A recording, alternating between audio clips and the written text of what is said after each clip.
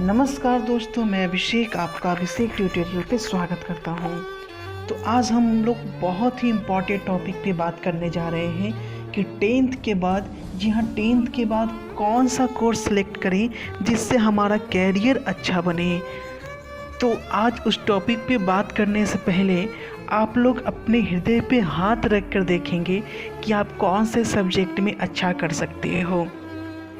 दोस्त की बातों से बचना है, क्योंकि कभी कभी दोस्त जो फैसला लेते हैं उसमें हम लोग साथ हो जाते हैं कि अरे मेरा दोस्त चुन रहा है ये कोर्स, तो मुझे भी यही कोर्स चुनना चाहिए। उससे क्या होता है, कुछ लोग साइंस ले लेते हैं, दोस्त साइंस में जा रहा है, फिजिक्स केमिस्ट्री मैथ ले रहा है तो हम भी ले लेते हैं, भले उसका मैथ अच्छा ना हो। आगे जाकर क्या होगा, आपका दोस्त आगे निकल जाएगा और आप बैक और आ जाओगे। इससे अच्छा है कि अपनी एबिलिटी को पहचानो। आप साइंस लें, कॉमर्स लें, आर्ट्स लें, सबसे बड़ी बात यह है कि आजकल के स्टूडेंट में एक मोनोपोली आ गई है कि वो लोग आर्ट्स को बहुत ही ख़राब नज़र से देखते हैं और साइंस को बहुत अच्छा नज़र से देखते हैं। ऐसा कुछ नहीं है दोस्तों, सभी सब्जेक्ट की अपनी अपनी अहमियत होती है।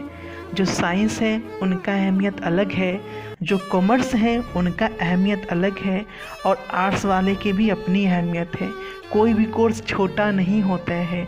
आजकल ये लोग हवा बना दिए हैं कि आर्ट्स ले लो, कुछ नहीं आता है। तो ऐसा नहीं है, आर्ट्स का भी बहुत अच्छा शानदार कैरियर है, कॉमर्स का भी है, फिजिक्स केमिस्ट्री मैथ का भी है, फिजिक्स केमिस्ट्री बायो का भी है। तो सारे की बात हम एक एक करके करेंगे। तो आइए जान लेते हैं कि आप कौन सा कोर्स करें। अगर आप 10th पास किए हैं तो ये वीडियो पूरा ज़रूर ध्यान से देखिएगा, क्योंकि ये आपके कैरियर की बात है। अगर एक बार आप गलती कर दिए तो बाद में पछताने से कुछ नहीं होगा दोस्तों। तो ये वीडियो ज़रूर देखिए और अपने दोस्तों को भी शेयर कीजिए। तो आइए जानते हैं शुरुआत से। तो अगर कोर्सेज की बात करें तो 10th के बाद आपके पास 3 ऑप्शन होता है दोस्तों। पहला सब्जेक्ट होता है साइंस का, आप साइंस स्टूडेंट बन सकते हैं। दूसरा सब्जेक्ट होता है कॉमर्स का, और तीसरा ऑप्शन होता है कि आप आर्ट्स ले सकते हैं।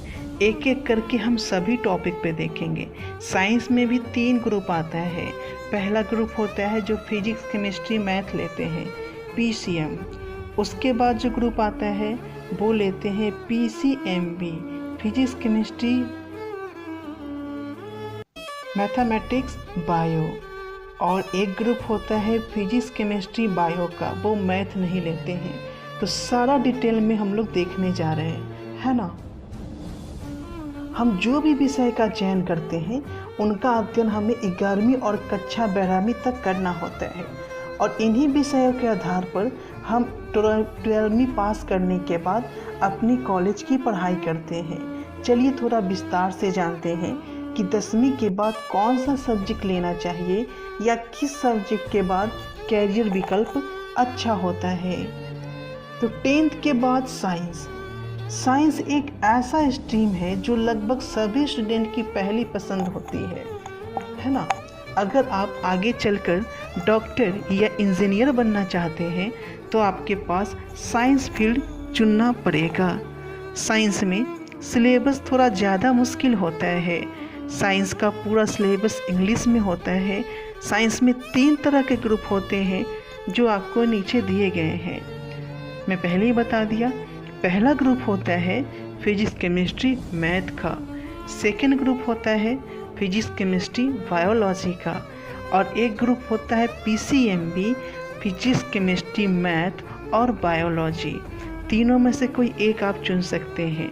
तो देखिए, 10th के बाद अगर आपको मेडिकल फील्ड जैसे MBBS, BAMS, BHMS, B pharmacy, D pharmacy आदि में जाना है, यानी आपको डॉक्टर बनना है, तो साइंस फील्ड में हमें फिजिक्स केमिस्ट्री बायो ग्रुप लेना पड़ेगा।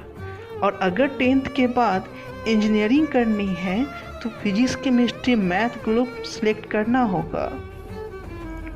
PCM वाले इंजीनियरिंग के अलावा कई भी क्षेत्रों में जा सकते हैं। बता दें कि जनरल ग्रुप PCM वाले स्टूडेंट दोनों फील्ड, मेडिकल फील्ड और इंजीनियरिंग फील्ड में जा सकते हैं। जो PCM भी है यानी मैथ भी ले रहे हैं और बायो ले रहे हैं, उनके पास दोनों ऑप्शन होता है कि आप मेडिकल फील्ड में जाएं या इंजीनियरिंग फील्ड में जाएं, बशर्ते कि मैथ और बायो दोनों में उनका मार्क्स अच्छा होना चाहिए। ठीक है, तो ये हो गया आपका 10th के बाद साइंस का। अब हम लोग देखते हैं 10th के बाद कॉमर्स।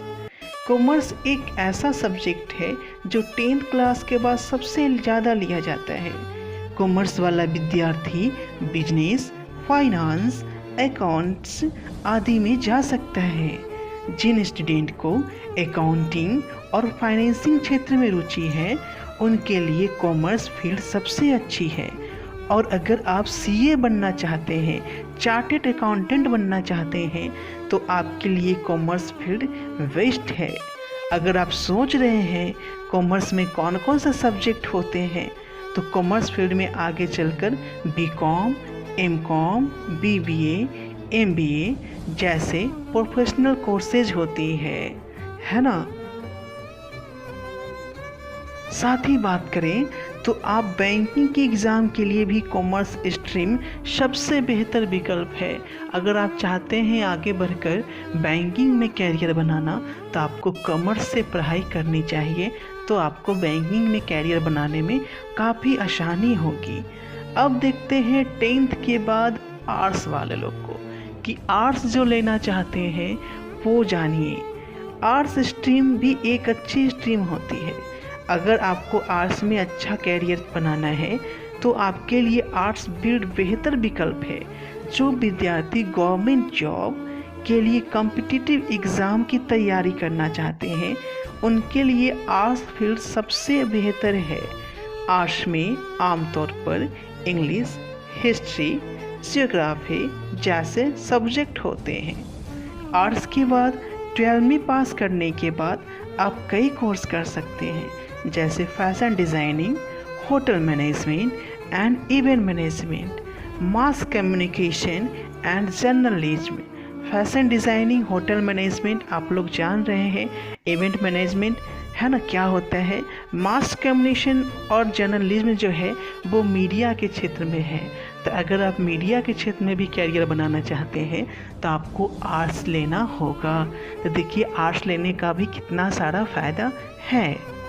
आई थिंक अब आपको समझ में आ गया होगा कि 10th के बाद कौन सा सब्जेक्ट लें। लेकिन अगर आप इन सभी विषयों को छोड़कर किसी अन्य फील्ड में जाना चाहते हैं, तो आप 10th के बाद डिप्लोमा कोर्सेज कर सकते हैं, जैसे पॉलीटेक्निक, ITI। पॉलीटेक्निक कर सकते हैं, ITI। अब जानते हैं कि पॉलीटेक्निक हम लोग कैसे कर सकते हैं।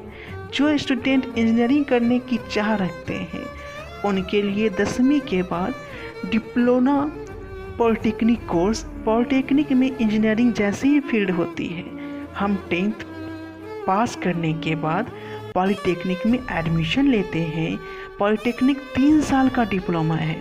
पॉलीटेक्निक में हमें अपनी मर्जी की फील्ड चुनना होता है, जैसे मैकेनिकल, कंप्यूटर, इलेक्ट्रॉनिक्स। जैसे इंजीनियरिंग में होता है कि आप कौन से फील्ड में इंजीनियर बनना चाहते हैं, उसी तरह का पॉलीटेक्निक जो है वो जूनियर इंजीनियर आपको बनाता है। पॉलीटेक्निक करने के बाद हम इंजीनियरिंग में डायरेक्ट 2nd ईयर में एडमिशन मिल जाता है। अगर पॉलीटेक्निक करने के बाद इंजीनियरिंग में आप करना चाहते हैं, तो आप डायरेक्ट 2nd ईयर में एडमिशन ले सकते हैं। तो अगर आपकी रुचि पॉलीटेक्निक कोर्स करने की है, तो हमारी यह पॉलीटेक्निक क्या है, पॉलीटेक्निक कैसे करें, आपके लिए बहुत उपयोगी है। यह आप ज़रूर देखिएगा, अगली वीडियो में मैं आपको मिल जाएगा। 10th के बाद ITI की बात करें। अगर आप कम समय में पढ़कर जल्दी से नौकरी करना चाहते हैं, तो ITI करके आपको 10th के बाद जॉब मिल जाती है। ITI में अलग अलग ट्रेड और कोर्स होते हैं। ITI में 1 साल, 2 साल के कोर्स होते हैं।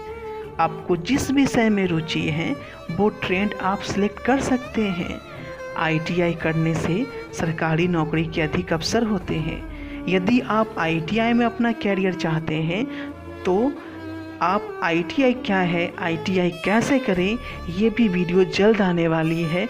आप चैनल को सब्सक्राइब कर लें ताकि सबसे पहले आपको अपडेट मिल जाए और बेल आइकन को भी क्लिक करना ना भूलें, तो नोटिफिकेशन आपको मिल जाएगी। ठीक है, तो दोस्तों अब आपको समझ में आ गया होगा कि 10th के बाद क्या करें। सभी कोर्सों की जानकारी लेने के बाद आपको समझ आ गया होगा कि 10th के बाद कौन सा कोर्स करना चाहिए।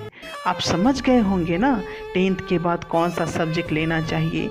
इसलिए पिछली बार की तरह इस बार भी हिंदी सहायता की टीम आपको सलाह देती है कि आप अपनी मर्जी से ही कोई भी कोर्स चुनें, अपने दोस्तों के बातों में आकर कोई भी कोर्स ना चुनें। तो मिलते हैं आपसे ऐसे ही अगली वीडियो में। तो आप इस वीडियो को अधिक से अधिक शेयर करें। अगर आपको अच्छा लगा है तो लाइक और कमेंट करना ना भूलें। Thank for watching this video. Thanks a lot.